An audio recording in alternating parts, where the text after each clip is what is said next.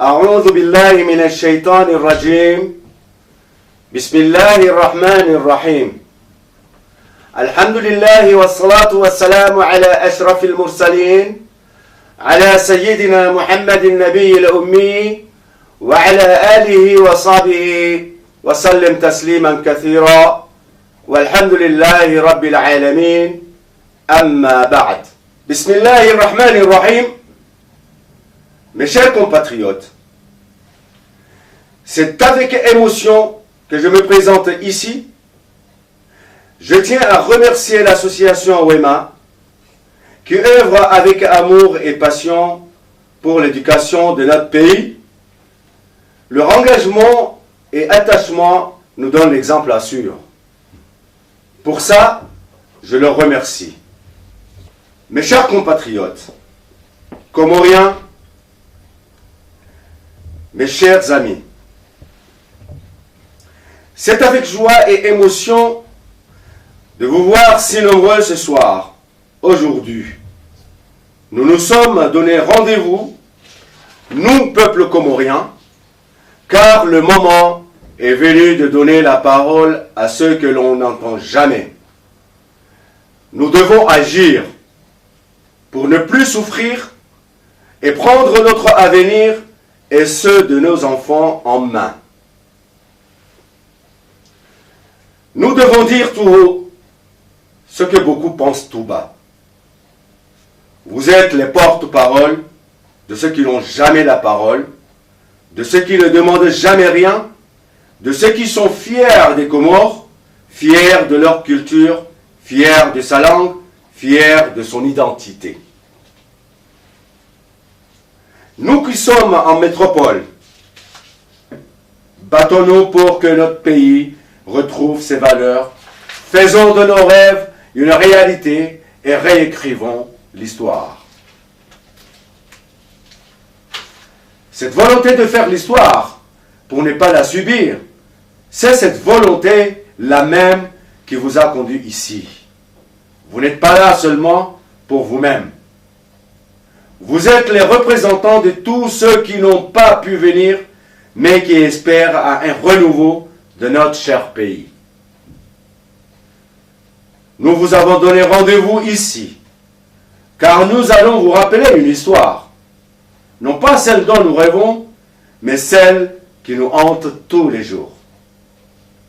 Depuis la fin de la colonisation, les Comores sont dirigés par une élite sans vision politique à moyen ou à long terme. Cette élite est incapable d'ambition, ne se préoccupe que d'elle-même, mais en aucun cas du peuple dont elle prétend défendre les intérêts. Une élite touchée de plein fouet par la corruption. La corruption, oui, cette même corruption qui est devenue une norme, un véritable fléau et un frein au développement de notre pays. Si l'argent qui part en fumée au moyen de la corruption était effectivement investi en faveur des populations, notre pays aurait fait un grand bond en la voie du développement. Mais qui refuserait de gagner de l'argent sans travailler? Autrement dit, les Comores souffrent de la faiblesse de son organisation sociale et politique. Dans notre pays, règne une insécurité indéniable de l'environnement économique, social et politique qui ne favorise pas les investisseurs. L'une des raisons à cette instabilité est chronique, récurrente, est la difficulté à s'approprier les principes de la démocratie. 38 ans après notre indépendance, notre société ne s'est toujours pas adaptée aux réalités du monde actuel. Cette réalité porte un nom. La mondialisation, chers compatriotes. Oui, la mondialisation. Le constat est simple. Le constat est simple et sans appel. Dans notre pays, l'ascenseur social est en panne. De ce fait, Nous devons donc engager rapidement des réformes structurelles, profondes et radicales vis-à-vis de notre système politique, économique et social. Et en la matière, tout est à refaire. Une page doit se tourner, chers compatriotes. L'éducation. Les méthodes d'enseignement ne se sont pas adaptées aux besoins de nos enfants. Les enseignants travaillent bénévolement et ont peu de moyens. Or, nous devons privilégier l'enseignement car nos enfants sont notre avenir. Comment voulez-vous donner à notre pays les outils nécessaires de son émancipation quand l'école ne forme plus ou peu de personnes? C'est une des questions essentielles du développement des Comores à laquelle il convient absolument d'apporter les solutions appropriées. La santé. La population comorienne est livrée à elle-même lorsqu'il faut se soigner. Tuberculose, épidémie de choléra, maladies transmises par l'eau, la nourriture ou l'environnement, pour ne citer que cela. Les riches ont les moyens de se soigner, tandis que les plus démunis sont laissés pour compte. Nos concitoyens sont par nécessité contraints de mettre en place des méthodes illégales et souvent de prendre des risques pour leur vie. Mort de nos frères en mer à bord des Kwassa pour aller à Mayotte. Et pour cause, notre pays est encore dépendant dans ce domaine, comme dans beaucoup d'autres, à notre ancien colonisateur. Depuis une vingtaine d'années, les morts peuplent nos océans dans l'espoir de trouver la santé. Résultat, l'État comorien a créé une 5e île, malheureusement peuplée de cadavres. Allons-nous prendre conscience de ce drame et prendre des mesures strictes et efficaces pour stopper ce fléau qui fait la honte de nous tous et qui engendre des tragédies? L'agriculture. Notre agriculture est exploitée inefficacement. L'État ne se soucie guère des agriculteurs et ne met pas en place les outils nécessaires et adéquats dans ce domaine.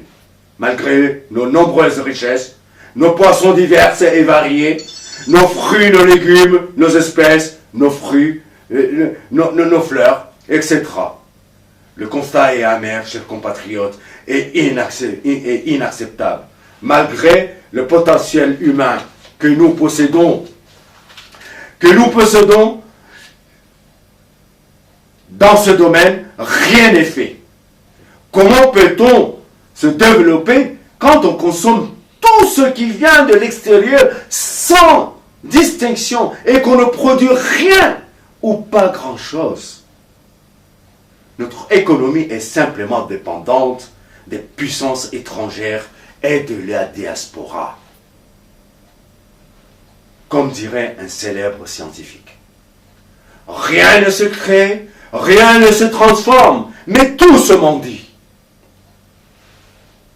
Le climat et l'environnement. Notre planète subit aujourd'hui un dérèglement climatique sans précédent et s'accentue d'année en année. Le changement climatique représente un défi majeur pour la communauté internationale. Aujourd'hui, tous les littoraux comoriens sont pollués par d'innombrables déchets, alors que notre mer détient des milliers d'espèces vivantes extraordinaires. Là encore, l'État n'apporte aucune réponse à ce type de questions, mes chers compatriotes. Nous devons unir toutes nos forces pour sauvegarder nos ressources naturelles qui sont l'eau, la terre et bien sûr la mer. Par exemple, au lieu de se lancer dans une surenchère sur les énergies fossiles, gaz, pétrole, nous devons nous poser simplement la question suivante. Comment fournir de l'eau potable à la population? Et encore, une fois dans ce domaine, les réponses apportées ne sont malheureusement pas à la hauteur des enjeux, chers compatriotes. Certains diront que ces 10 dernières années, beaucoup de projets ont été entrepris dans notre pays, notamment la réfection des routes, la construction des infrastructures sportives ou l'aéroport international et régional, pour ne citer que cela. Malgré tout, ces initiatives ne répondent pas aux besoins réels de la population qui sont la lutte contre la corruption, l'emploi, la santé, la justice, l'agriculture, le climat et l'environnement. S'ajoute à cela une instabilité politique permanente. Conclusion, analyse faite, notre pays a besoin d'un nouveau souffle en matière de politique, chers amis. Ce changement doit avoir lieu au sommet de l'État et donc changer les hommes qui nous gouvernent, car ils sont incapables de réformateurs, ils sont incapables d'être réformateurs, car quand les besoins de la population sont menacés.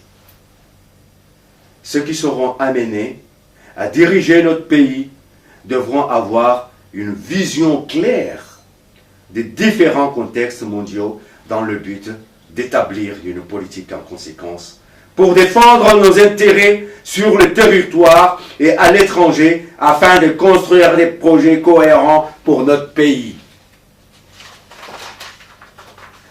C'est pour cela que le mouvement de la révolution culturelle et du renouveau aux Comores a choisi de me présenter comme candidat, moi, M. Chamsidine Marafou, à la prochaine consultation au poste du gouverneur de l'île d'Anjouan. À cet effet, nous aurons l'occasion, tous ensemble, d'échanger sur nos idées et donner des solutions à toutes ces questions. Chers compatriotes, à l'aube du Nouvel An, acceptez de tout cœur, vous ici présents et compatriotes, nos vœux les plus chaleureux pour une année exceptionnelle. Santé, bonheur et prospérité. Que cette nouvelle année soit pétillante de joie et de gaieté. Que l'ivresse de l'amour de notre pays nous envahisse et adoucisse nos journées. Vive les Comores, vive Anjouan. Merci.